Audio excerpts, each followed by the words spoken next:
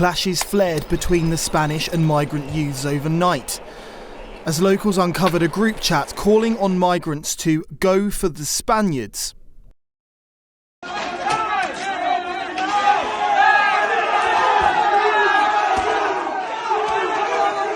Residents took to X saying groups of Moroccan youths were attacking lone locals. Violence erupted after a 60-year-old man was attacked in the town of Torre Pacheco, which was blamed on the town's migrant community, though no arrests have been made. Furious locals confronted one man of Moroccan origin who took out his phone to show he had nothing to do with the attack, but in doing so, locals saw a group chat which called on migrants to go for the Spaniards.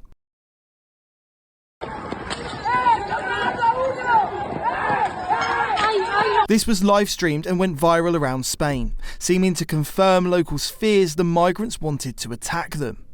Clashes ensued as Spaniards accused the police of targeting them.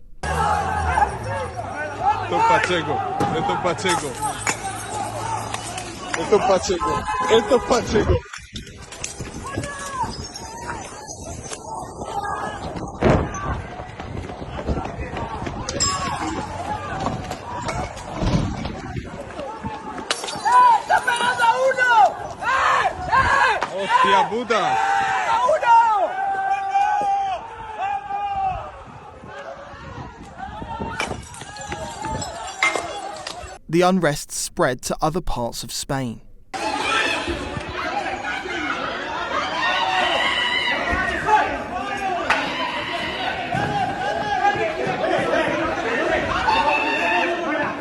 The country's version of BBC Verify tried to calm tensions by combating misinformation. But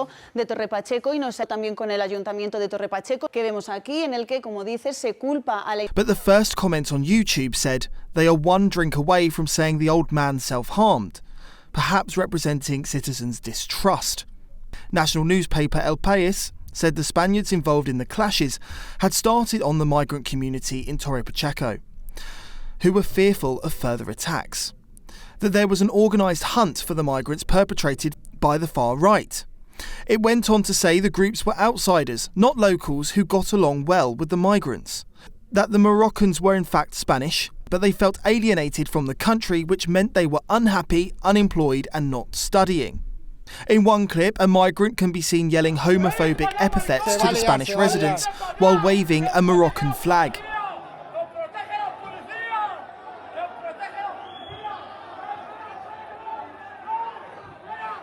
Clips shared on social media showed multiple injuries.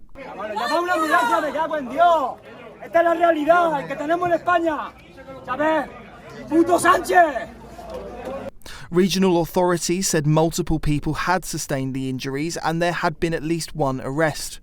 But despite a large police presence, it seemed they had lost control of the streets, as both sides roamed with batons and other weapons. The Conservative head of the Murcian regional government, Fernando López Miras, said in a post on X, "Torre Pacheco must get back to normal. I understand the frustration, but nothing justifies violence." Watching on, Ben Leo and his panel said Britain had to get control of its borders if it's to avoid such scenes repeating themselves here. Hello, I'm Bev Turner. Now, it can feel like the money in our bank accounts at the moment does not keep up with the cost of living, and maybe there's a solution. I'm here today with the CEO of TallyMoney, Cameron Parry. Cameron, what is TallyMoney?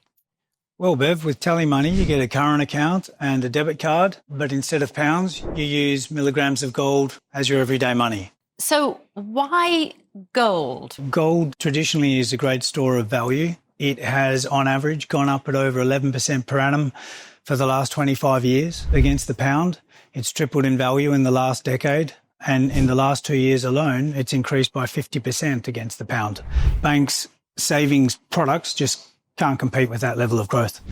But this isn't just about gold. This is about a currency that you guys have created at TallyMoney. Explain it to me as though I'm an idiot. So, look, people need to be able to hold their earnings and build their savings in a money that retains its value and remains in their legal control and remains theirs to access, away from government control. Great. You had me at not exposed to government control. You should feel safe and happy with your money. You should have peace of mind. The more money you see in your bank balance, and that's the type of thing we're trying to deliver, and give people choice in the type of money they get to use every day. Brilliant. Thank you so much, Cameron. Thank you.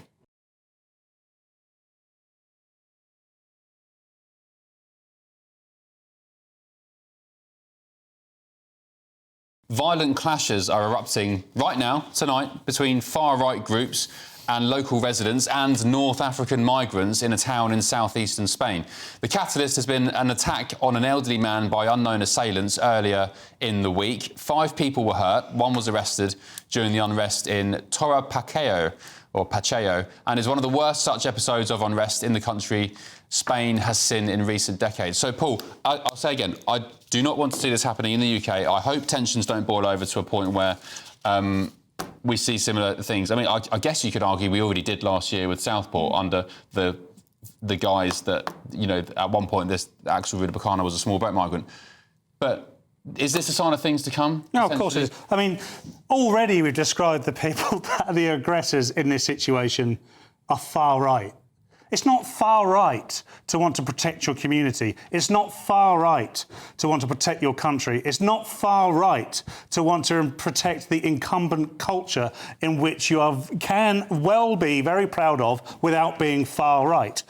What's happening in Spain, what's happened in France, what's happened in the Nordic countries, what will happen in the UK is that people are getting fed up. And Bill, you said that you can't stop this overnight. Of course you can.